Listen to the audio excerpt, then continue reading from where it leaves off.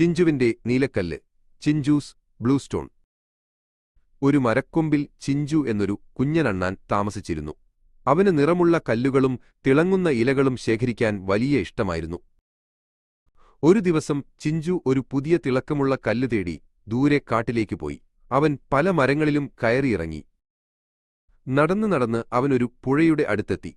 അവിടെ ഒരു പാറയുടെ മുകളിൽ ഒരു തിളക്കമുള്ള നീലക്കല്ല് കണ്ടു. കല്ലെടുക്കാൻ വേണ്ടി അവൻ പുഴ കടക്കാൻ ശ്രമിച്ചു.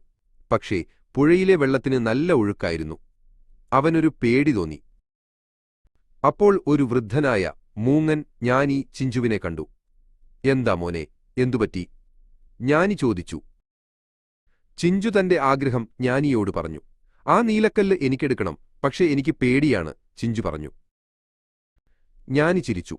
പേടിക്കണ്ട, ഒരു വഴി ഞാൻ കാണിച്ചുതരാം.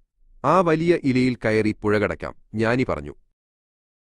ചിഞ്ചു ധൈര്യം സംഭരിച്ച് ആ വലിയ ഇലയിൽ കയറി. ജ്ഞാനി അവനെ നോക്കി പുഞ്ചിരിച്ചു.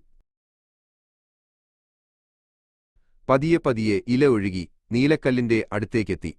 ചിഞ്ചു സന്തോഷത്തോടെ കല്ലെടുത്തു. ചിഞ്ചു ജ്ഞാനിയോട് നന്ദി പറഞ്ഞു. അവൻ ആ നീലക്കല്ലുമായി സന്തോഷത്തോടെ വീട്ടിലേക്ക് മടങ്ങി. ധൈര്യമുണ്ടെങ്കിൽ എന്ത് കാര്യവും സാധിക്കുമെന്ന് ചിഞ്ചുവിന് മനസ്സിലായി.